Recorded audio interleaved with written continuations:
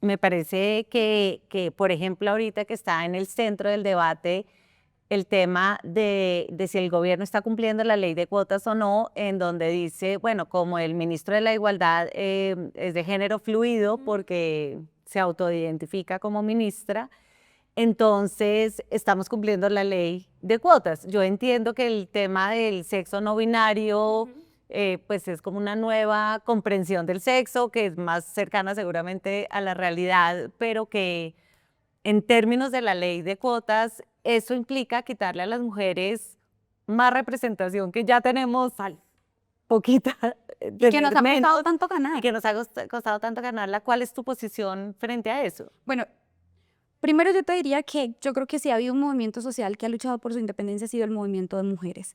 Las compañeras de Causa Justa se pronunciaron cuando en ese Consejo de Ministros Petro dijo que cómo se nos ocurría pedir que Armando Benedetti no estuviera en el Ministerio del Interior, que casi que él era la víctima de la violencia de las mujeres. Sí, Y impresionante. muy contundentemente salieron las voceras del movimiento feminista a criticar ese cuestionamiento. Creo que incluso demandaron con nosotras, juntas, las organizaciones de mujeres y yo, demandamos la interpretación de la ley de paridad en la que el mismo gobierno de Petro le hace el quite a la ley de paridad, haciendo una interpretación mañosa antes de que pasara esto de Florian.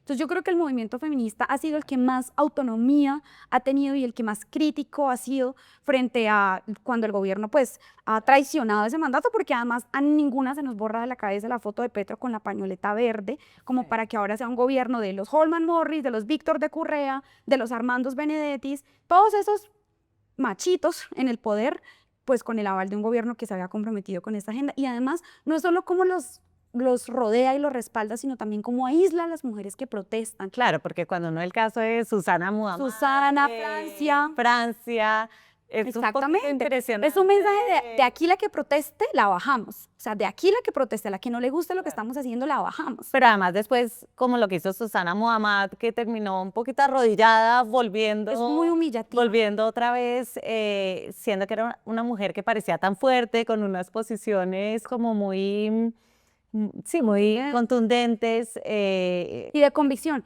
O sea, lo que ha terminado haciendo el presidente Petro es súper humillativo con las voces de las mujeres poderosas del pacto. Francia Márquez sacó más de 700.000 votos. Claro. Es decir, a ella no la puso ahí como si pone a Benedetti, sin un solo voto de la gente, como para que terminen maltratándolas de esa manera. Y yo quiero expresarles a ellas que a pesar de que nosotras no somos parte del mismo proyecto político, somos muchas las mujeres que las entendemos, que las abrazamos y que las apoyamos si ustedes quieren en cualquier momento pues protestar o quizás identifican que ese proyecto político ya no es un proyecto político en el que ustedes se sientan cómodas. Pero ese es el primer punto. Vamos a lo de Florian ahora. Ese es un tema espinoso porque yo, por ejemplo, he apoyado y he luchado siempre los derechos de las personas trans, pero por eso mismo es que me parece que lo que aquí podemos estar viendo es una instrumentalización de las causas del movimiento trans. Claro. Porque él no es trans. Porque él no se identifica como una persona trans, pero no solo eso, es que él, digamos que en el pasado no se ha identificado tampoco como una persona de género fluido. Él ha dicho que se identifica como una ministra porque es una persona marica. Estoy citando las palabras que él está usando, no quiero referirme de manera despectiva en ninguna manera.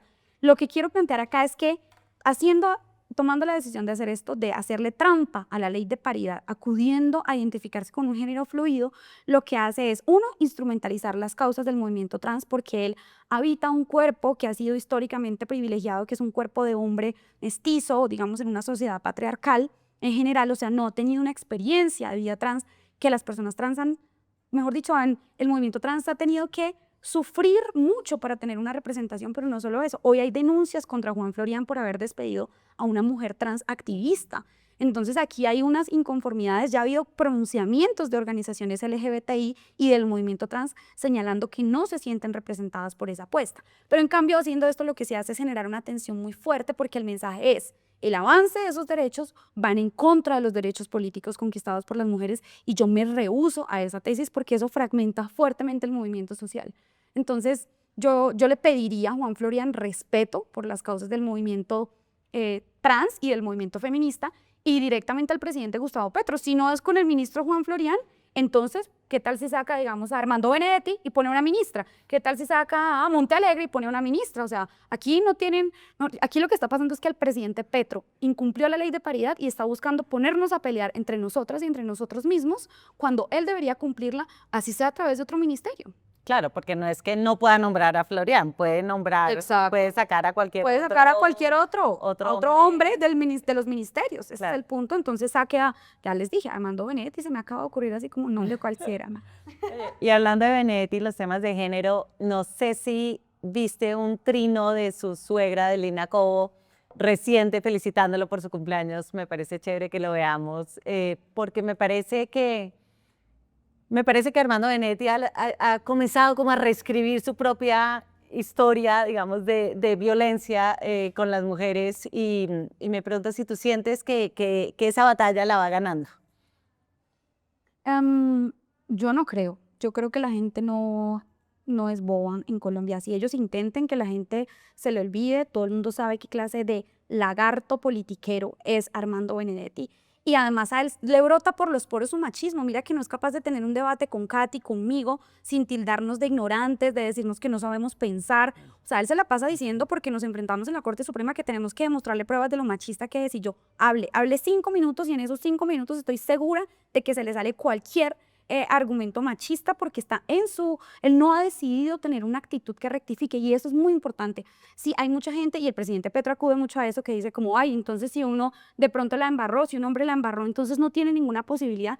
Claro que la tiene la posibilidad de rectificar, de disculparse, de reparar a la víctima, de garantizar que no haya repetición, de autocriticarse y pues de cambiar como todos hemos cometido errores en la vida y podamos cambiar la persona que somos. El problema es que Benedetti no ha hecho nada de eso, no ha reconocido su violencia sistemática contra las mujeres. Lo escuchamos en los audios contra Laura Sarabia diciéndole colla, creo, es una palabra horrible, sí, horrible, que yo la verdad nunca había escuchado, pero que es muy violenta contra ella. Nunca se ha disculpado públicamente, nunca ha hecho un compromiso de reparación, una garantía de no repetición y hoy sigue concentrando mucho poder político sin haber hecho ninguno de esos procesos. Lo mismo que Holman, antes que reconocer sus falencias y reparar a las víctimas, tiene más poder. es usar su poder político incluso para evitar que los denuncien. Ese es el punto, que usualmente los hombres con violencias machistas y basadas en género buscan el poder político es para silenciar a las mujeres, para que no los denuncien, para meter miedo de que las mujeres hablen contra ellos.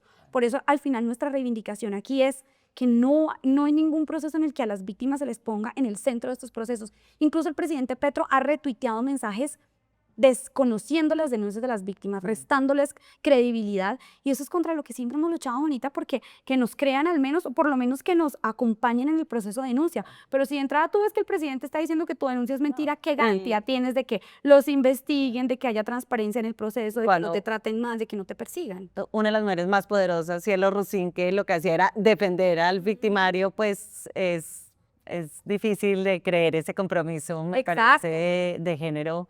Que es como una oportunidad perdida, porque me parece que si en algún gobierno las mujeres tenían ilusión de tener una representación más grande, más poder, como que su agenda estuviera en la primera plana.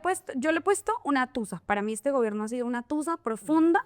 Y entonces cuando pienso en qué se viene, porque vuelvo a lo de que muchos sentimos miedo de, uy, no, si hacemos esta crítica vamos a quedar con el uribismo, para mí estamos en una disputa por qué significa construir un proyecto político alternativo.